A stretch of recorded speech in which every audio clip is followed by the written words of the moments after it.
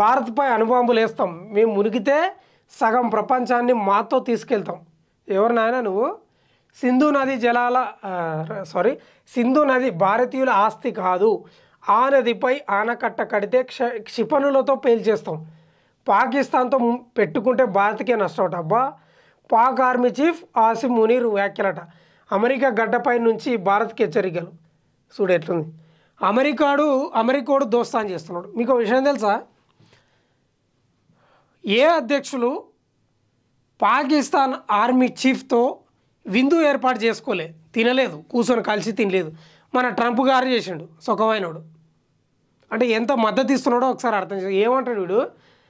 భారత్పై అణుబాంబులు వేస్తాం. ఏసి చూడకపోయినావు. మొన్న సింధూర్ ఆపరేషన్కే గింగిరాలు తిరిగినావు, ఇట్లా గింగిరాలు తిరిగినావు.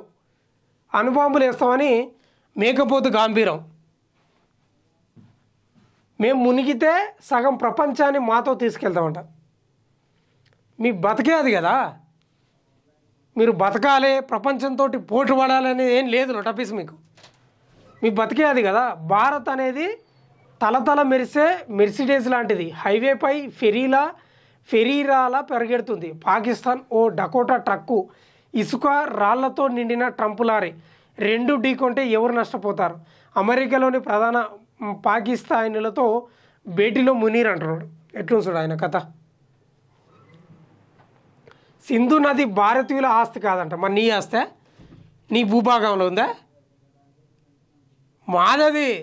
ఎస్, మాదది. ఆ నదిపై ఆనకట్ట కడితే క్షిపణితో పేల్చేస్తామంట. ఇంకా ఏదో అవుతుంది మీ కథ. మీ దేశం అక్కడ బలుచిస్తాను, మీకు మీ సంసారం మీకు సక్కాలేదు. పక్కలే బల్లెల్లాగా బలుచిస్తానుంది. వాళ్ళే మిమ్మల్ని లేపేసేటట్టు, మేం కాదు.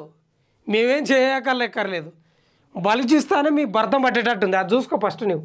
ఆ నదిపై ఆనకట్ట కడితే క్షిపణితో లేపేస్తావట. నిన్ను లేపేసే రోజు దగ్గరికి వస్తుంది. పాకిస్తాన్తో పెట్టుకుంటే భారత్కే నష్టం అంట. మొన్న నష్టపోయింది ఎవరో తెలిసింది, ప్రపంచం అంతా చూసింది. పాక్ ఆర్మీ చీఫ్ ఆసిమ్ మునీర్ వ్యాఖ్యలంట. అమెరికా గడ్డపై నుంచి భారత్కి హెచ్చరికలు.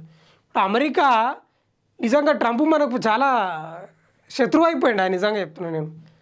నిజంగా చెప్తున్నాను ఈ మాట. ట్రంప్ శత్రువు అయిపోయాడు మనకు. ఈయనతోటి ముచ్చట పెడతాడా నాకు అర్థం కాదు.